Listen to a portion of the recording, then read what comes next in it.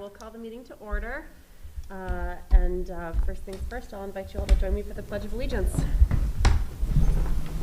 I pledge allegiance to the flag of the United States of America and to the republic for which it stands, one nation, under God, indivisible, with liberty and justice for all.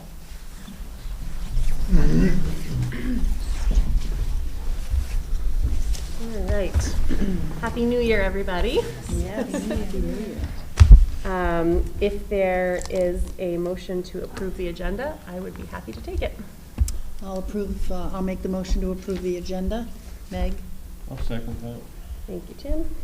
Any further discussion? All in favor? Aye. Okay, that was unanimous. Thank you. There's two items on the consent agenda tonight, the approval of the December 6th, 2022 Board of Education meeting minutes. I believe you all received the updated version with a correction, and the approval of an out-of-state field trip for the PHS senior class of 2023. If there is a motion to approve the consent agenda, I would accept that now. I'll move that. Thanks, Tim. Is there a second? Second. Thank you, Kim. Any further discussion? All in favor? Aye. All right. Thank you. Audience of citizens. Do we have anybody online who would like to address the board? I don't think so, but we'll give you in a second to cycle through. Sure. You can wait a second. Doesn't look like anyone's necessarily. Okay. All right. This evening, I believe we do not have a Portland Public Schools spotlight. I believe that they're on the agenda for the next meeting, correct? DECA, correct. All right, we'll hear from DECA in 2 weeks. Do we have any of our student representatives on this evening? So, Ah, hi, Leah.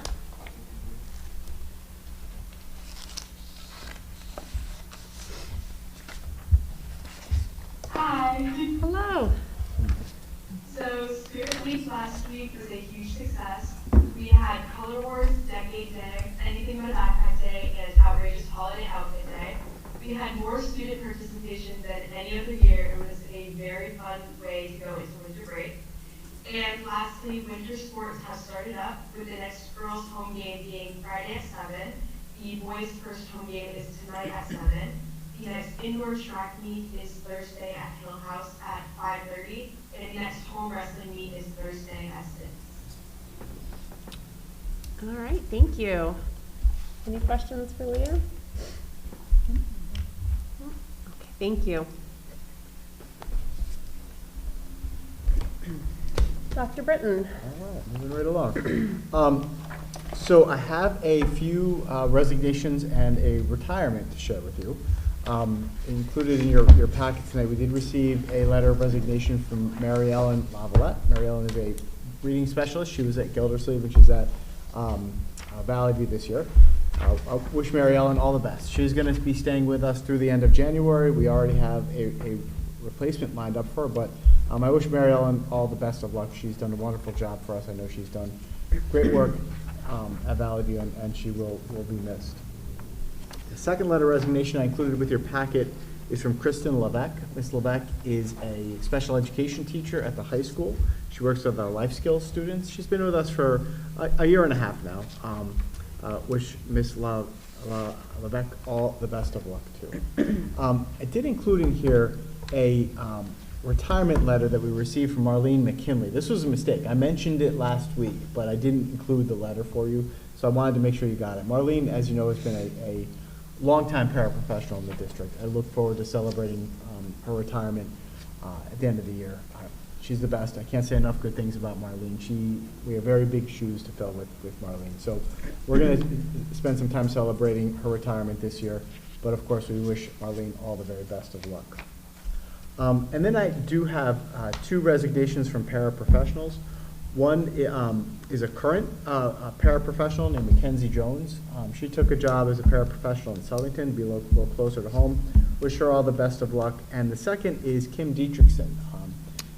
Paraprofessionals are a great pipeline into the profession. So while if you remember last year, you authorized a leave of absence for Kim so she could finish her student teaching and earn her special education certification. She's done that, and instead of coming back as a para, unsurprisingly, special education teachers are very difficult to find. She has secured a job as a special education teacher. I did put a bug in her ear about positions that might be open here. There's one currently at the secondary school. She says she has kids at the secondary school, and they would not be interested in having her, which I can understand for sure. But I did let her know that I would expect that there would be other openings in the district, and hope she'll consider applying for those in the future. She did a wonderful job for us, and I wish her all the best of luck in that very important role. Also included in your packet, and you'll get it in the budget workbook, the updated enrollment figures. So let me stop there and see if you have any questions about any of the retirements, resignations, or enrollment figures before I give you a few other brief comments. Yes, sir. It appears the enrollment is November's. I've got one from I think, Dave, that the numbers were updated in the top section, but were not updated in the bottom section. Oh, okay. The totals weren't updated, is what it looked like to me. Okay. Oh, boy, okay. Maybe it was just a oops. Yeah. Yeah. Thank you. Yeah, we'll carry them down. Okay. Yeah. All right. Can I just ask quickly about the resignations? Sure. For the letters, for the folks who didn't provide a reason for moving on, I'm just curious whether you've been able to touch base with them for an exit interview and determine,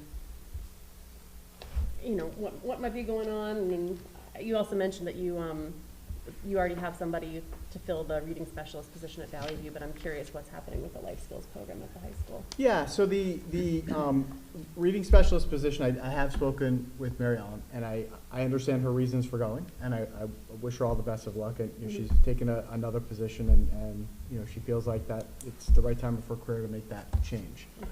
The life skills position is I guess a little bit more unclear to me. I have spoken with Ms. Levesque. She hasn't given me a reason why she's leaving. I do plan to have an exit interview with her. I don't know. It's when I asked her, I didn't get a clear reason, frankly. But whenever we have people leave, all of the folks who leave, I do exit interviews with, and intend to speak with Ms. Levesque and ask her in greater detail about what it is and what her intentions are. Yeah. Do you anticipate it's going to be hard to fill that position? I do. Yeah, that is a very complicated position. It's a very important position in our district. Dawn will be giving her report tonight. She'll talk a little bit more about that. We posted for it. That is definitely one of those positions that we are always disappointed when people leave mid-year, and would prefer that people wait to the end of the year. I did, when I spoke with Ms. Levesque, ask her to please consider doing that, but she indicated that she wasn't willing to stay on for the rest of the year. Okay. Okay, thank you. Okay. Were there other questions for Charles about any of this? Okay. Okay, then just a few other updates. Before I talk about the budget workbook, I did just want to, extend my gratitude to and let you all know how impressed and grateful I am to Mr. Shea and the entire custodian and maintenance facilities and crew. I visited all the schools today. They look beautiful. I mean, they look like they did when we opened schools in the beginning of the year. They're shiny and sparkly and clean, and we have custodians here for whom this is way more than just a job. Like, they invest themselves in keeping these buildings. They're aging, and we know they're old, but they keep them in great condition. And again, I'm always impressed when we sort of go away and take some time off and rest, that they take that opportunity with nobody here to really get in there and do the kind of cleaning that when our students and faculty come back, it's always very impressive. I mean, things are literally gleaming. So I want to let them know and let you know how pleased I am with Mr. Shea and all of our maintenance and crew and custodians for all the cleaning that they do. So in addition to that general cleaning, which looks great, we had some really important projects done over the break. The tank at Valley View came out, so that's the third one. So the oil tank came out over the break. So that's Gildersleeve, Brownstone, and Valley View all out. As you know, we're keeping our fingers crossed because the oil tanks could have leached. You know, there could have been like a abatement that needed to be done in the soil around the oil tanks. And after the inspection, there was not. So they're out of there, the ground is filled, it's done, and we're finished and moving on. And again, having Mr. Shea there to oversee that and make sure everything went well was a blessing, and that project is done, delighted to say. That's great news.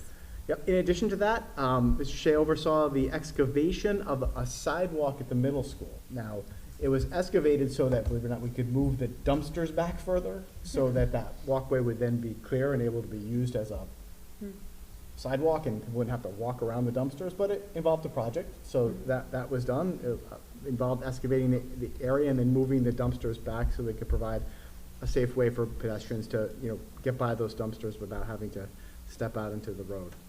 Did you say that was a Valley View? That was at the middle school. At the middle school, Yep. okay. We had some HVAC and heating repairs done at all the schools. Our Perfect Temp folks came in and made those updates. Fire alarm was repaired at the secondary complex, Valley View and Brownstone. Electrical repairs were made at all of the schools, and we had the hood system cleaned in the cafeteria and in the cafe at the secondary schools. So again, while we were off enjoying some needed time off, Bob and our maintenance and custodian crews were very hard at work, and I'm ever so grateful for the work that they do. They keep us in business. The lights are on. It's working. Things are beautiful.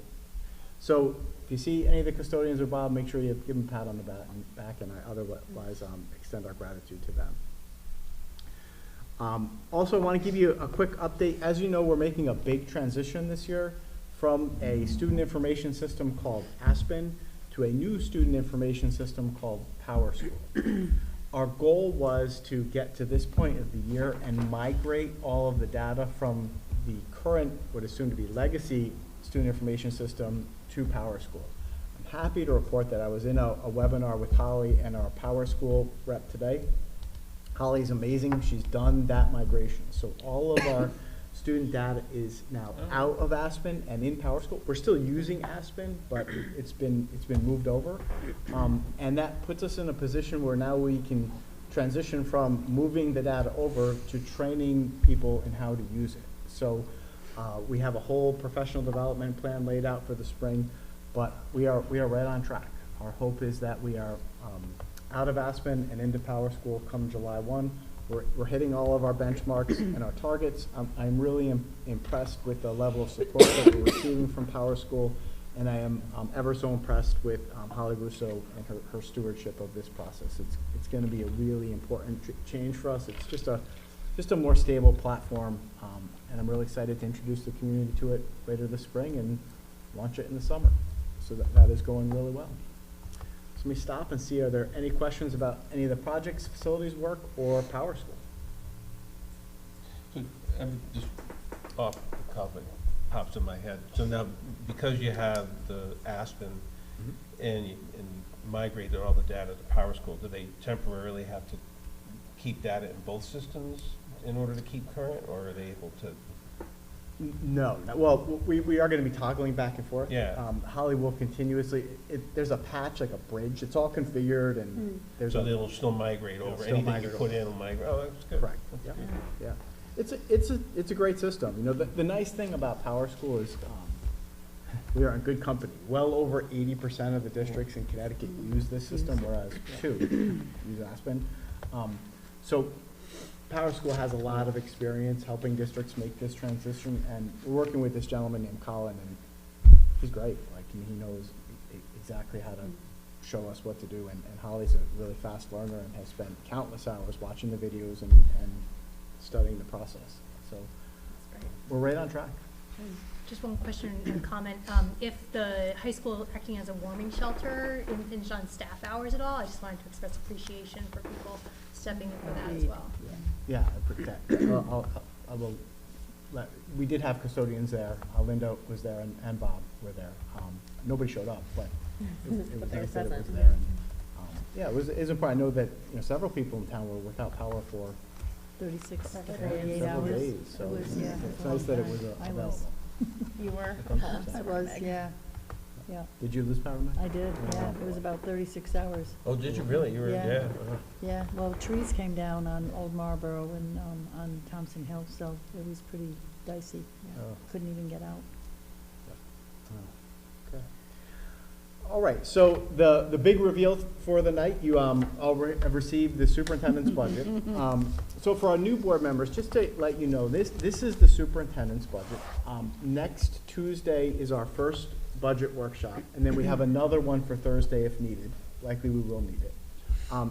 At the end of those two workshops, my hope is that the board will take action on the budget after any recommendations that you make about how we might adjust it. It would then become the Board of Education's budget. Right. So as my budget, it's still very much in draft form, and Stephanie and I and the principals will be here next Tuesday to present the budget to you and answer your questions. And of course, make any adjustments to it so that ultimately, when you take action and adopt it, it will then go to the town as the board's budget, and then I will advocate for it, and of course, but it will become yours. So what you have here, I can't thank Stephanie enough. She and I worked last week a couple of days and put it all together, but this is really an executive summary. What I haven't given you, unless for some reason you want it, are the budget books that are about that thick per building, right? With every backup worksheet for every single Post-it and eraser and dry erase board that we purchase with these funds, right? So, I've worked in some districts where the board wants the entire, 3-ring binder of every backup sheet, and here in Portland, I think historically the practice has been to give you this, and then understand that this represents a $23 million plus request, but within that, Stephanie and I are prepared to show you, if needed, where every single nickel of that is going to be spent, and then of course the vendors and things. So, No. if you wanted that, we would provide it to you, but it hasn't been past practice for us to provide that to you. So here's the executive summary. If there's anything as you read this over the next week else that you would like to see from Stephanie or from me, give me a text, or an email, or a call through Laura, and we'll be happy to provide it. Otherwise, as I'm sitting down with the leadership team this week to finish crafting the presentation I'm going to make to you next Tuesday on the budget. My thinking about how I'm going to go into that budget, and again, just give me feedback if you think I'm on the right track, is we have two things happen here in addition. One, we have a couple new board members, so I'm going to kind of step back and frame a lot of this. Give you a sense of what our current staffing levels are and where our current facilities are in terms of the 2023-2024 school year. But that budget presentation, where I focus on a sort of building by building look at what our staffing levels are, I think is going to be really important for what's coming later this spring, which is going to be, as I believe, a recommendation and a presentation that comes out of the work of our facilities study committee. Right? So I'm hoping to use the budget presentation next week to give you some of the background information numbers, look at our current staffing levels that you might use as you consider some recommendations that the facility study committee is going to be bringing to you later this spring, and about how those recommendations might influence future staffing levels in the district, or otherwise maintain current staffing levels. Does that make sense? Sure. Okay. Yeah, I think so. Charles, as we do have a couple new board members, do you want to just kind of give a brief orientation to the document itself and kind of where to find information? Sure. I tell you what, I will let Stephanie do that, because she put this Okay. together, and I know This is my she baby. worked very hard over it. This is her baby, And it's right? beautiful, it really is. And Tricia helped me put them all together today, too. Because it's a lot of printing and figuring out to make it Assembly all jive together. Yep. So in the top will be the table of contents, so it basically will tell you which section the information is in.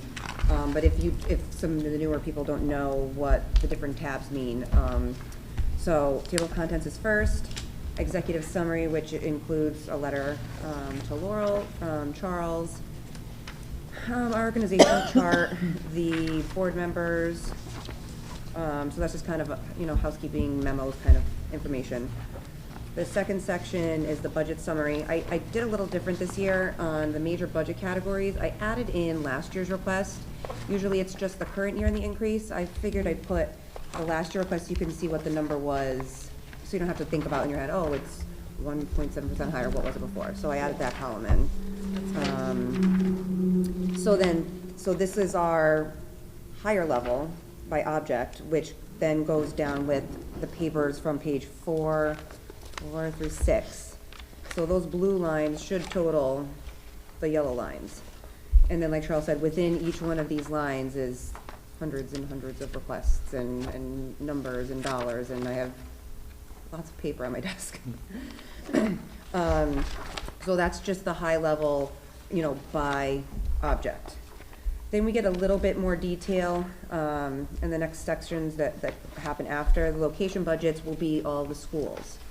I try to do, because we include in the school budgets the cost for the printers. So that doesn't go towards the students, that's just a number we give them. And then also the substitute number, because it is by location. So I put it in the file that goes with it, but that's why you'll see at the bottom of the page, it'll say less substitutes, less copier, and really that bottom number, like so for Valley View, 29,553, that's the real number that they have to spend on the students. So, it looks like 72,000, but you back out the substitutes and you back out the copier, that's really truly what's left for them. And the same thing down the line for the other schools. So as you can see, they don't work with much. And they do a great job working with what they have.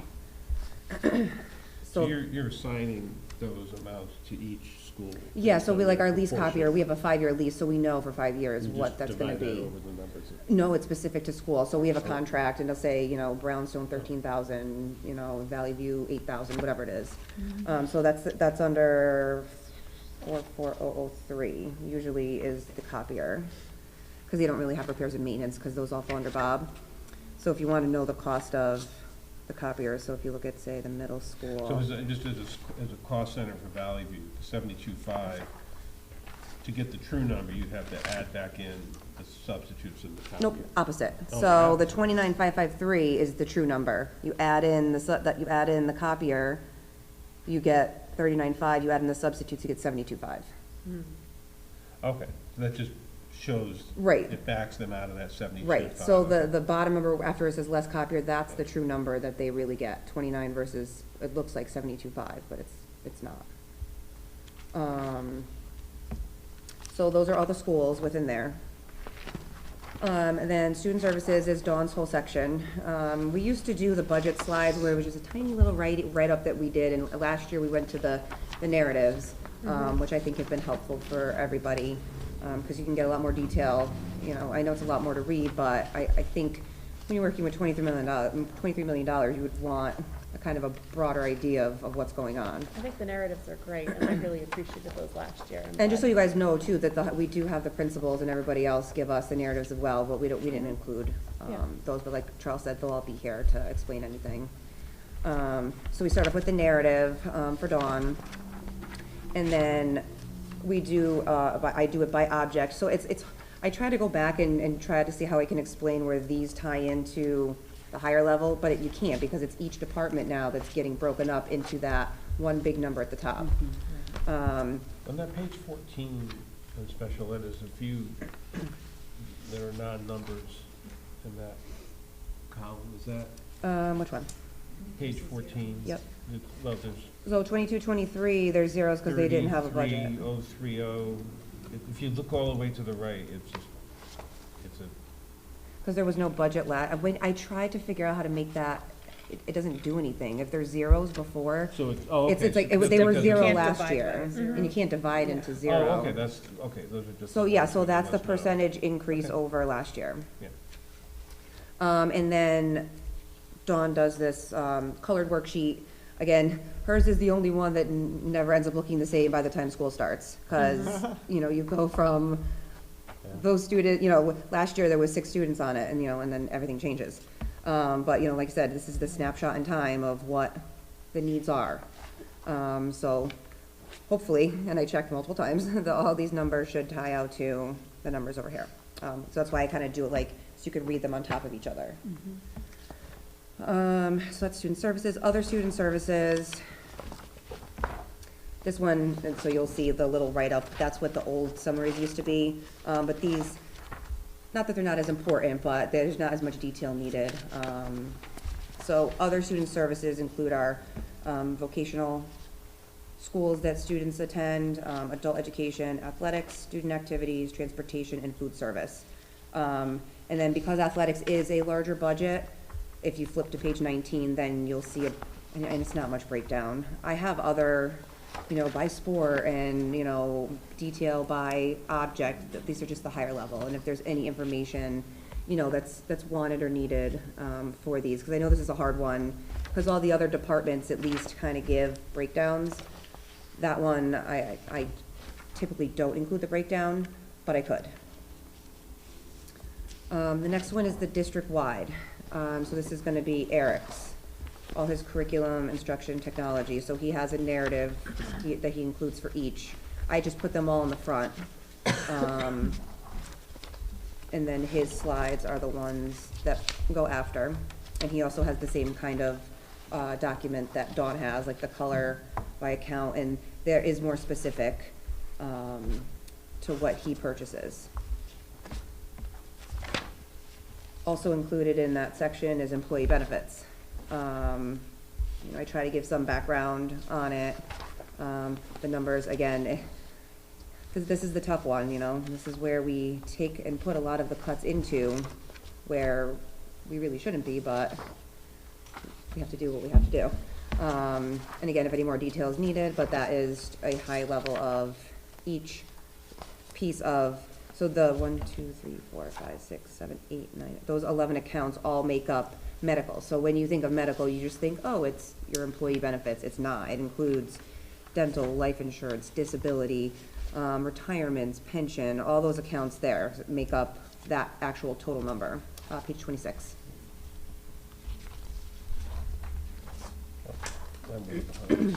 Yeah, after Eric's stuff. After that section would be facilities, and this is gonna be all of Bob's stuff. Again, Bob and I sit down and I have a huge spreadsheet that we go through line by vendor, you know, who we've worked with in the past as far as repairs and maintenance, what we think, you know, well, we know what our contracts are gonna be, coming up for next year, but we try to, you know, figure out what the maintenance is gonna cost, and this is another one that always takes a huge hit. We do have Fund 11, so that's why we kind of are a little more lenient in this account, because we have the Fund 11 for the maintenance stuff, so that's why you'll see a negative in the repairs and maintenance line for facilities. Did capital a little different this year. Charles put a memo in. We're still working on the 5-year plan. That document wasn't ready yet, but this is gonna be the request basically that we're gonna, I mean, after discussion, but this is the main request that we're asking to go forward with. And I kinda like it better with the more detail than just seeing a spreadsheet with lines on it. You'll still get that, but this is more kind of a description and reasoning why we're asking for what we're asking for. And then the last couple of tabs are just more like historical data, statistical data. It's the enrollment report for December, and that one has updated numbers on it. So I don't know what that one had or not, but this one is missing the updated. totals at the bottom for December and January. So this one has the enrollment report. It also has net current expenditure per pupil. And I did something different this year. Usually I do, not that one, not the page after the enrollment, the one after that, where I do the current expenditure by our DIRG. And I put us where we are, what our total is, where we are out of the state and where we are in our DIRG. I added in this year the page before, which is, this is my big state report that I do, and we finished our audit, we got the stamp seal signed off on, but it's interesting, and I mean, it obviously should tie out, but to see it, you know, see the numbers that I figure out, and then 19,180 is what I have in this document, but then they round up in the it's called the EFS, to 19,200. So, but this document, it shows by school also. So it'll tell you what the enrollment is at the school and how much, because net cost expenditure per pupil isn't just like the Valley View where you see 29,000. This incorporates all of the salaries, this incorporates all the special education for that school, all of the facilities, repairs and maintenance. So you truly see how much it costs, you know, in that building. And they actually even have an outplace line and a district level line. So I thought it would be nice to share this because it kind of gives you a more of a bigger breakout and a different kind of breakout to see where we ended last year. And that's kind of how we base off for the year coming up. And we're pretty close to the state average.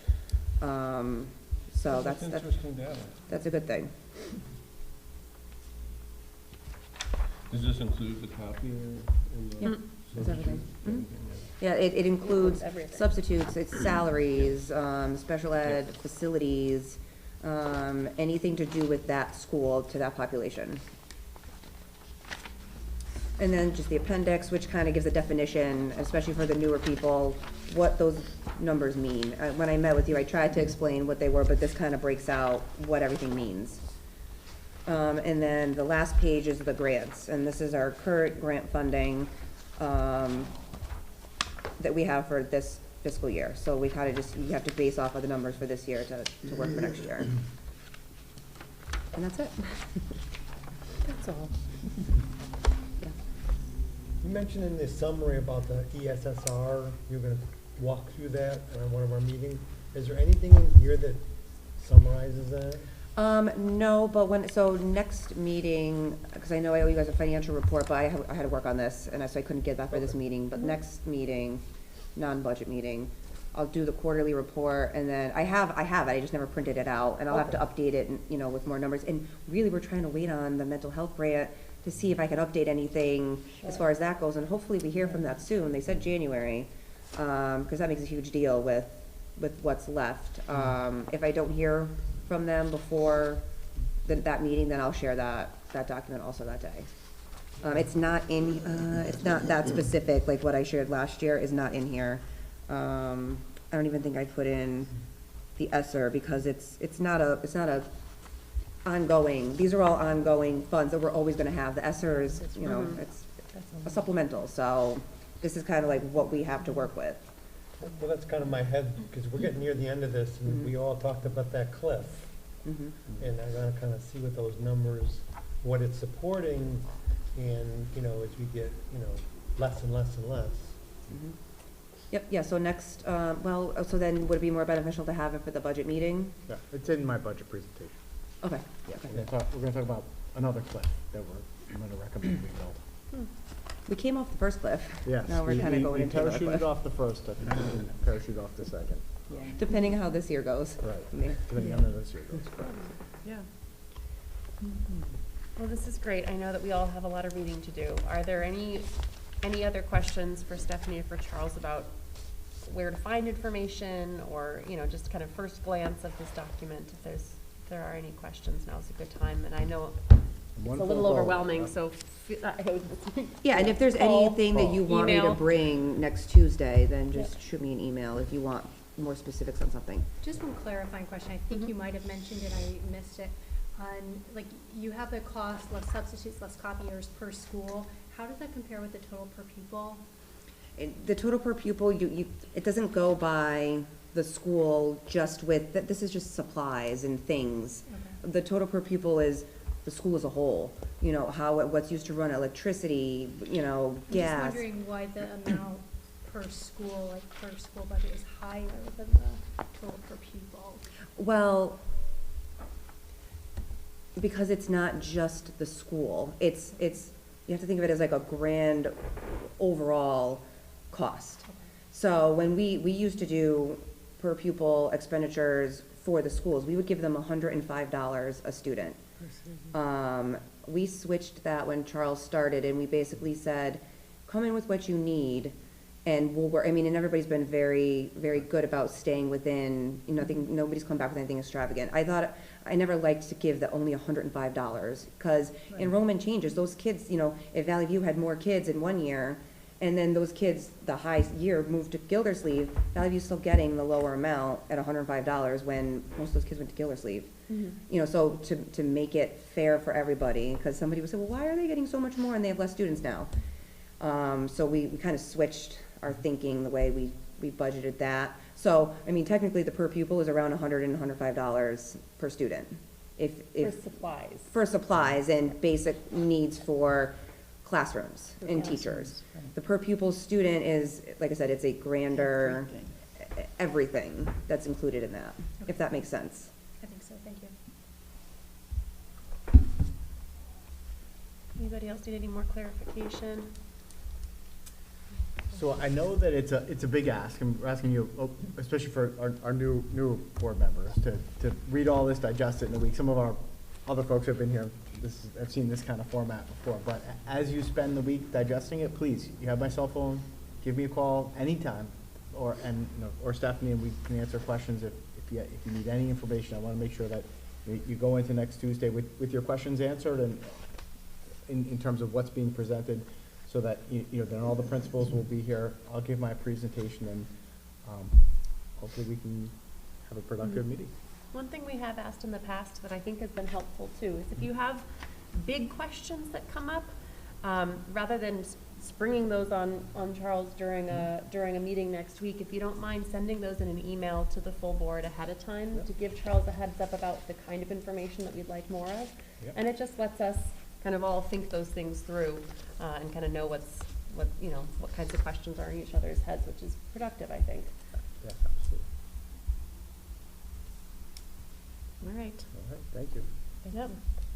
Okay, thank you so much, Charles and Stephanie, for what I know is a tremendous amount of work. We'll look forward to more on Tuesday. Charles, is there anything more from you? Nope, that's it. Okay. Stephanie? So like I said, next week I'll get, or the next regular board meeting, I'll do the quarterly update. Okay. Yeah, through. Okay, that This is sounds just the great. usual one, through the month. We're at 50% now, because I did this through 1/1, so we finished 6 months of the year. It's rough right now. Like I said, depending on if things change, maybe we'll get a speech teacher, and that will help. So hopefully by February, I'll have a little better news. But as of right now, we are in a deficit, and that's scary to have because I've never had a deficit before. There's nothing we can do. There's nothing we could have done to prevent that, if that makes sense. Because, like I said, the one factor that you have to provide services, and that's the biggest thing that's driving us over right now. Like Charles said before in the past, we've got the ESSER money, and hopefully some changes will happen in the next couple of months, and we'll be in a better place, better news to report. And then as we get closer, then I think that's decisions we have to start making, and conversations we have to start making with what we're gonna do. Because there's not many other, we can go into a full freeze, but there's not much that you can freeze, because you can't freeze the services. I guess you can freeze athletics, but I don't want to touch that, unless you guys do. And there's not many supplies left in the buildings to freeze. They're already in a small, like a thaw. And, everything that they request is stuff they need for their classes and programming. Facilities, we can kind of put a hold on things in the schools, but I don't think we want to do that either. Can't control gas, can't control heat, can't control your power. So it's just conversations. We'll see in a couple of months what happens, but I want to be transparent with everybody. We're in a deficit right now. How much at this point? I haven't seen it on here. Yeah, because you don't encumber salaries and like the benefits and stuff. It's about $400,000 right now. Oh, it's pretty significant, yeah. And the biggest thing is the speech, the services that we have to outsource right now. Right, yeah. It's almost $30,000 a month, so it's not cheap. And we finally got our diesel, so October, November diesel bill has been $9,000 each. So I figure $9,000 times 10 months, that's $91,000. We budget 35. Wow. I know it's come down, Mhm. but I mean, that's just being real, you know, Yeah. now that we have the numbers, $9,000 each. I know December was a shortened month because of the holiday, but January is pretty full. February shorter, March is full, Mhm. so. Can hope for warm weather. How many hours so the contract for the speech services, how Mhm. many hours, like, is that the equivalent of, I guess if you were to hire a Yep. full-time, So I think Dawn can answer that, but Okay. and when she comes on, if she can correct me, from what I understand, the speech teacher, you know, they're a 35 or 36 and a half hour position, but they would grade, and not grade, but do all their write-ups and everything at home, and they don't put in for it. We get billed for every single minute that these contractors work for us. And the previous person was on maternity leave, so there was a backlog. There was a backlog of hours that they had to catch Yeah. up on. And again, Dawn can speak to it, but I'm pretty sure we're caught up to where we should be, but it's still 36 and a half hours a week, plus writing Right, all the reports right. and all the stuff that, when you have a teacher or a staff person, Yep. that's kind of built in within their job. When you do present next month, or whenever we hear from you next, and maybe this is for Charles as well, I know I would love to hear more about how it's going with substitutes, what the additional cost is costing us overall, and what the fill rates are like. I'd be curious to hear more about that in the future. All right. Questions for Stephanie? Okay, thank you, Stephanie. Get a lot of rest. Yep. All right, Zinc. I believe Zinc. I Dawn need to is sleep. I need to figure out how to sleep is my with us problem. online for the Director of Student Services report. There she is. Hi, Dawn. Muted. Oh, thank you.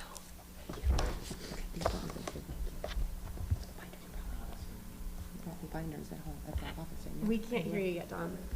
There we go. Oh. All right. I was having some trouble unmuting. So, good evening, everybody. I opted to just present from home tonight. I've been under the weather for a couple of weeks, and it was just a better choice for me tonight. I will keep my report nice and brief, but I heard some questions as I was listening to Charles and Stephanie present their information, so I'll make sure I address that as much as possible. General census numbers of students in service delivery models, whether it's special education, 504s. We don't have the updated numbers for January yet, as we just came back to school today, but we will. I will update those numbers. Overall, we're about a overall change of an additional 12 students, either under 504 plans or receiving special ed. So it's not a big change. It's the typical movement this time of year. We did experience a blow by losing our life skills teacher. Crystal Levac is she's a great visionary as far as what she saw the transitional needs as well as the life skill needs of our students grades 7 through 12, but also the early adulthood needs of our 18 to 22-year-olds. And that's why we're losing her.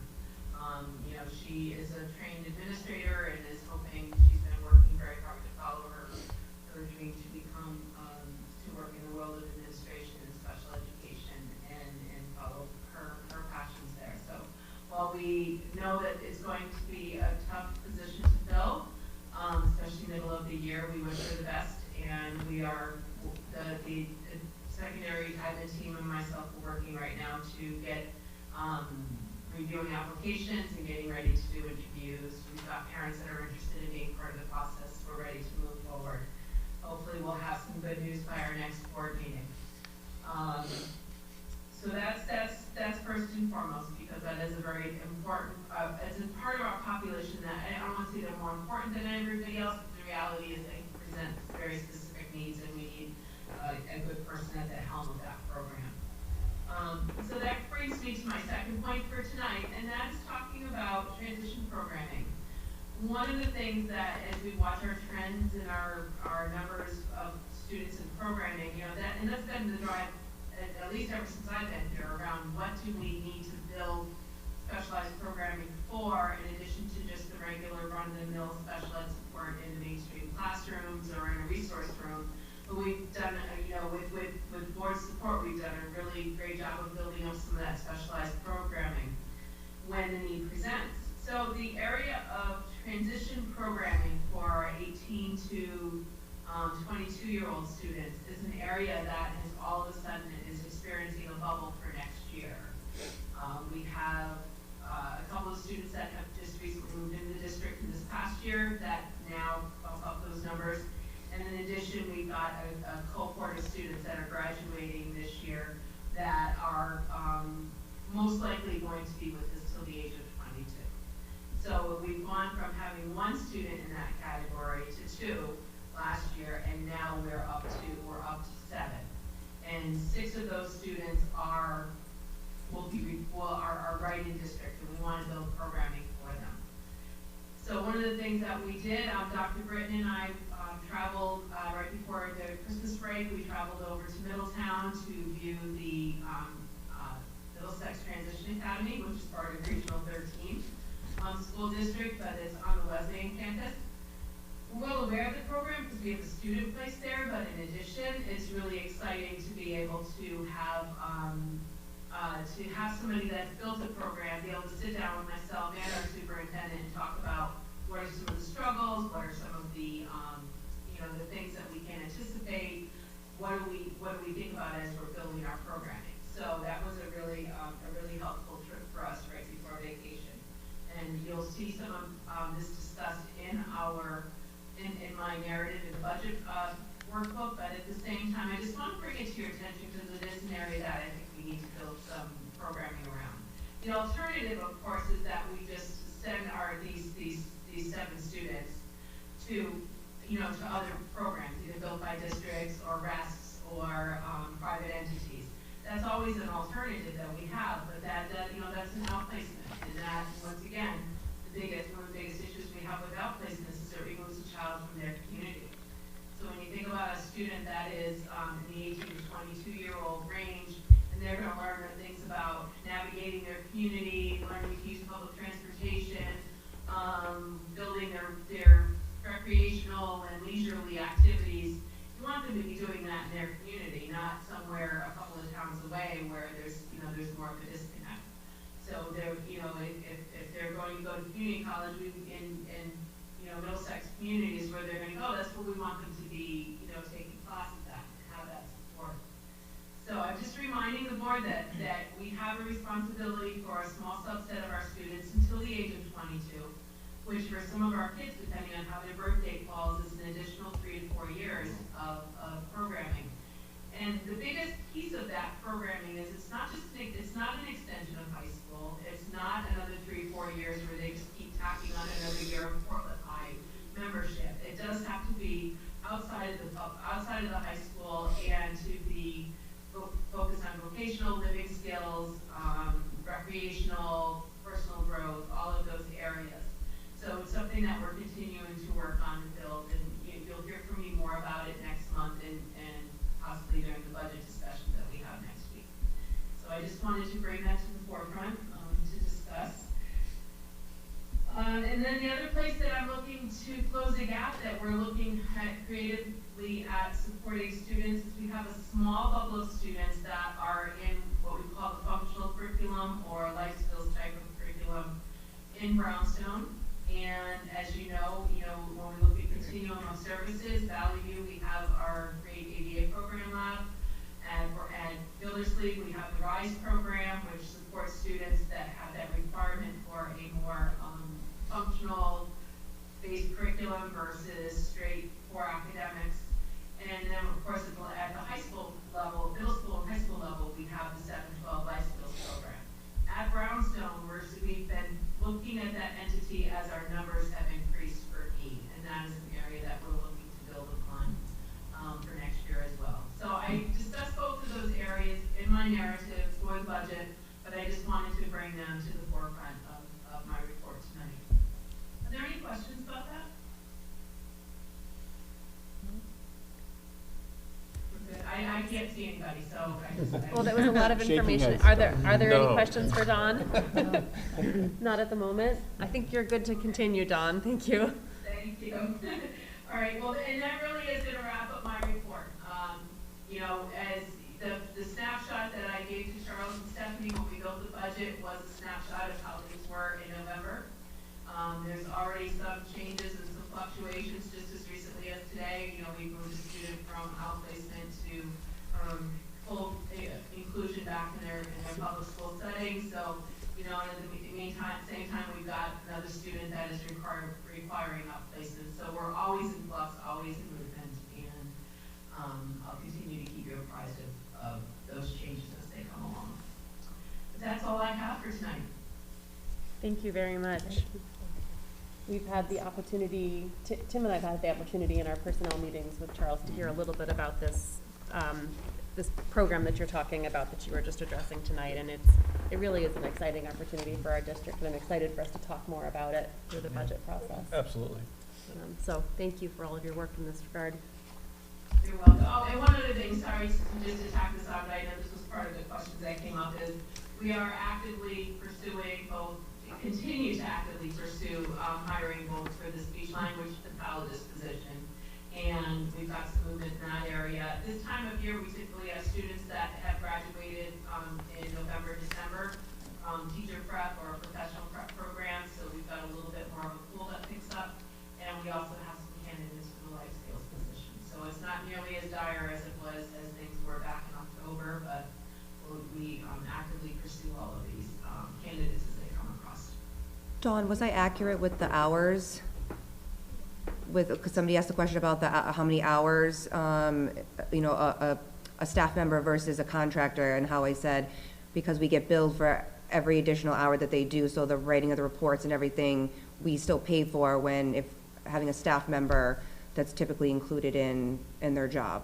Was that right? Right, whereas a staff member would have prep time and, you know, and some work that they take home with them and things like that. We get billed by the minute for everything that a contractor does, and that's the nature of a contract. So that is true. We are not completely caught up on owed hours. Remember, we had brought Cheshire Fitness on board. They took some time to get fully staffed for us in May of last year. So we lost some hours there, and then we also lost some hours this fall when Linda Best gave her notice, and before they could again gear up and get speech pathologists in place. So, so we're not completely caught up, but we're much better than we were last May. All right. Any additional questions for Dawn before we let her go? Nope. Okay. Thank you so much, Dawn. Have a good evening. You too. Thank you. All right. That was a lot. We're going to move on to new business. First on the agenda is the Board of Education subcommittee assignments. I did have the opportunity over the last week to touch base with both Sarah and Kim, and they have agreed to fill in some of our gaps. So I just wanted to share that Kim is interested in serving on the Buildings and Grounds Committee, and Sarah is interested in being appointed to Personnel and has also agreed to be the second liaison, joining Tim, to the Equity and Inclusion Coalition. Questions about that? I'm grateful to both of you for stepping up. Thank you. All right, excellent. The next two items, the memorandum of understanding with the PESO collective bargaining unit and the superintendent of schools mid-year review, will both be discussed during executive session. So we can zip along to old business, and we have a second reading of the 2023-2024 school district calendar.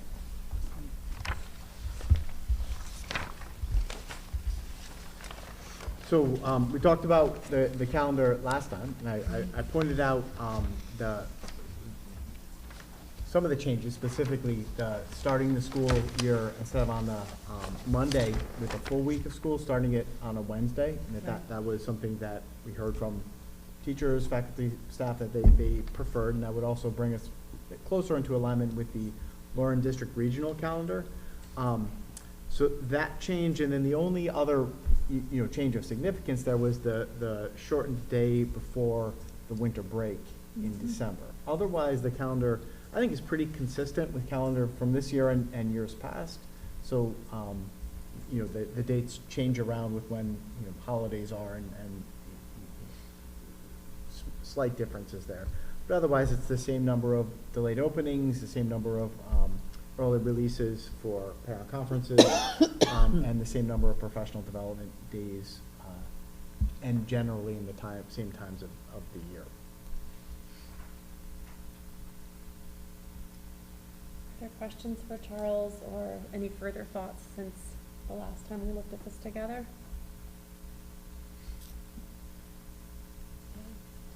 No? If there aren't any questions, is anyone looking to make the motion to accept the 2023-2024 calendar? Yeah, I'll move that we accept the Portland Public Schools 23-24 calendar as presented tonight. I'll second. Thank you. That was Stacy, yeah? Yes. Okay, thank you, Stacy. Any further discussion? All in favor? Aye. It's unanimous. Thank you all.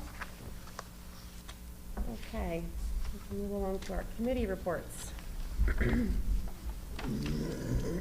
Curriculum. We had a very full meeting last week, 2 weeks ago, whenever that was. 22nd. Back in 21st. December. Yeah, Back in December. 21st. That's right. We had a good meeting.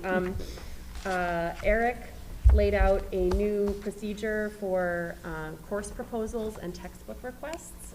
He's created a form that folks will fill out when they bring that to the committee.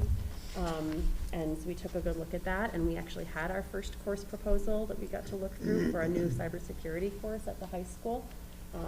That will be on our next board agenda for board approval. But it was kind of exciting to go through that process.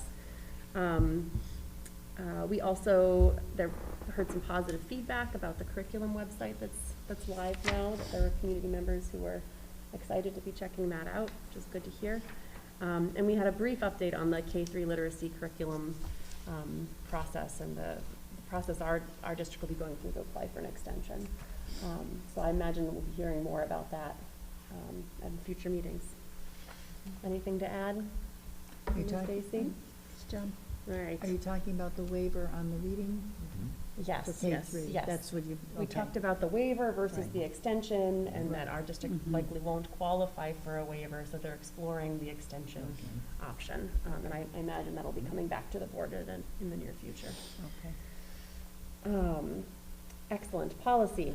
Policy did not meet in December, and I think we have a January 11th meeting coming up next week.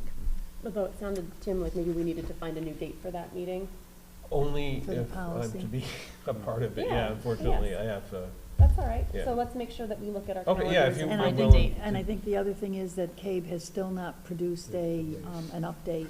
So, I think we may not have anything to really Oh, read okay. about yet. All right, well, yeah, if Yeah. that works for folks, Yeah. I Of course, so we appreciate can- that. I think we can look at our Yeah. calendars and Let's do that. maybe wait on the CABE update and find a time that works for everybody. Yeah, okay. Personnel, we had a good meeting. We covered most of it tonight. Yeah, that's right, you did, you did. Thanks. Buildings and grounds. Buildings and grounds also did not meet. We tried to get some dates, and it just wasn't gelling, and we got up to like the 22nd of December, and that was just, we just couldn't do it. So I look forward to January to an update, and welcoming Kim to the committee as well. Good. Yep. All right. Meg, tech liaison. CREC is next week on Wednesday. All right. Board of Selectmen, Dave? Nothing significant other than just a note of they're chasing another grant for sidewalk replacement, which, as most of us know, there's been a huge improvement in our sidewalks over the last several years, and it only helps the school because a lot of Yes. kids walk to school. Yep. So hopefully they're successful in that next phase. That's good news. Committee on Solidarity.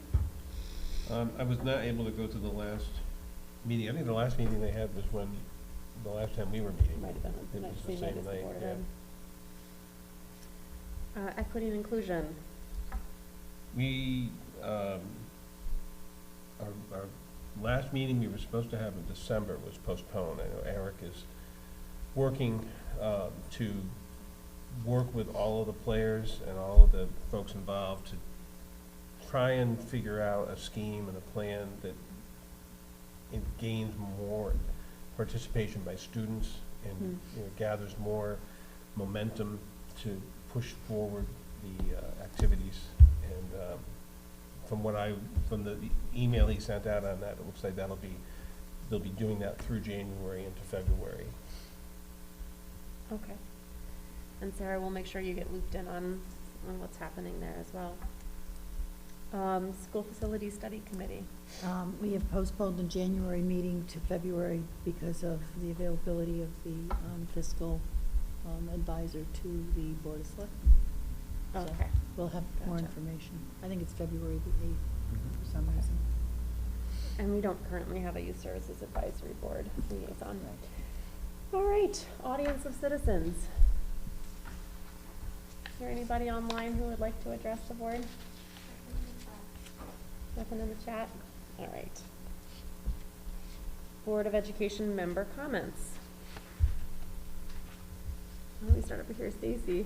I have none. All right, Tim? No, I have none at this point. All right.